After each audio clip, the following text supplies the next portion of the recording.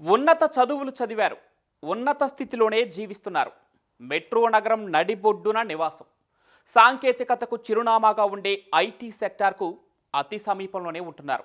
Night పార్టీలు, pub culture పక్కనే బతుకుతున్నా ఇప్పటికీ మూఢనమ్మకాలను మాత్రం వేడలేదు.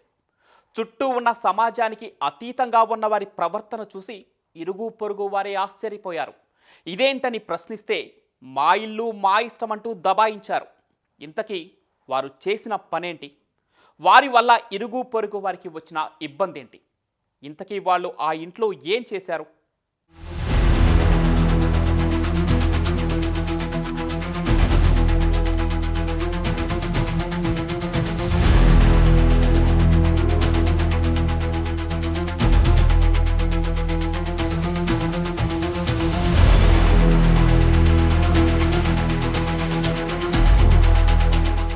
ఆ ఇంట్లో ఇద్దరు అక్కలతో కలిసి ఓ తమ్ముడు నివాసముంటున్నాడు. ముగ్గురు ఎప్పుడూ ఎవరితోనూ మాట్లాడరు. అందరికీ 4 పైనే వయసు.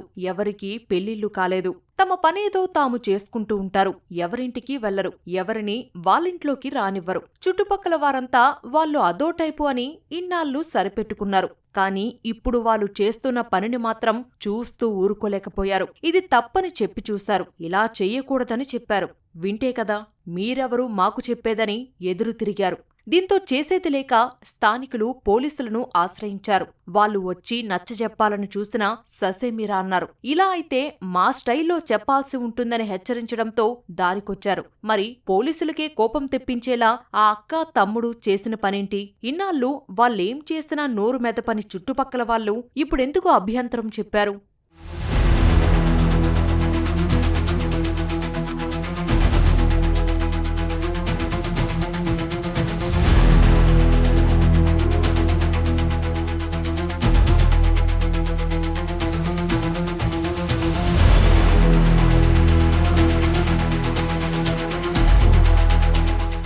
మూఢనమ్మకాలు మనుషులను మరింత మూఢత్వంలోకి నెట్టేస్తున్నాయి. చనిపోయిన వారు దేవుడి అనుగ్రహంతో తిరిగి బతికేస్తారని నమ్మి ఓ కుటుంబం మృతదేహంతో 3 రోజుల పాటు ఇంట్లోనే శాంతి పూజలు చేస్తూ ఉండిపోయింది. ఇంటి నుంచి దుర్వాసన వస్తుండటంతో ఇరుగు పొరుగు వారు అంత్యక్రియలు ఎప్పుడు చేస్తారని ప్రశ్నించగా తాము అలాంటివి చేయమని, మా సోదరి తిరిగి బతికి వస్తుందని చెప్పడం చూసి వారంతా అవాక్కయ్యారు. వారి వ్యవహార శైలి మొదటి నుంచి చూస్తున్న స్థానికులు పోలీసులకు సమాచారం ఇవ్వడంతో వారు వచ్చి తమదైన శైలిలో హెచ్చరించడంతో చివరికి చేసేది లేక మృతదేహాన్ని స్వగ్రామానికి తరలించిన ఘటన హైదరాబాద్ కూకట్పల్లిలో జరిగింది.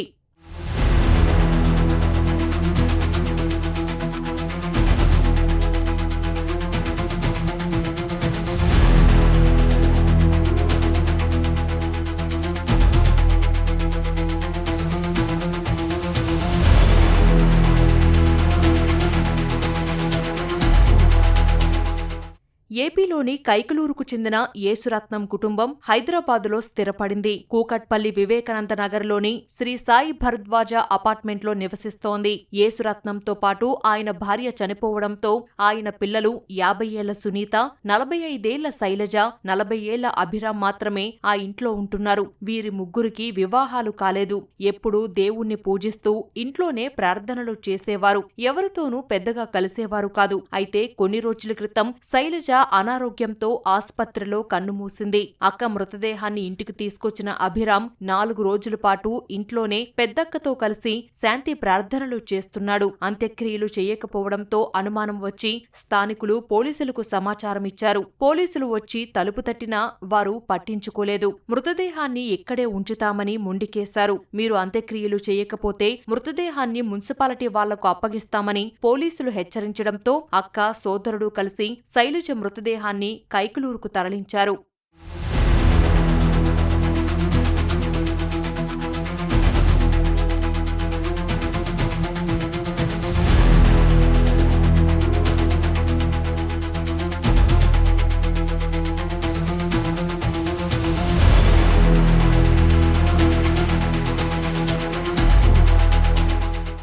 ఆంప్లస్ కార్ వచ్చింది.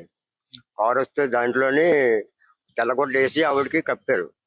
అక్కడి నుంచి తీసుకెళ్లి ఇంట్లో బిల్డింగ్ లోంచి మళ్ళీ దుప్పటి తీసుకొచ్చి కప్పి ఒక మూట కింద కట్టి పైకి తీసుకెళ్లాడు. ఎత్తుకొని తీసుకెళ్లి ఆ లోపలికి వెళ్ళిందంటే డోర్ డోర్ వేయమంటే డోర్ వేసేసి ఇంకా తీయలేదండి.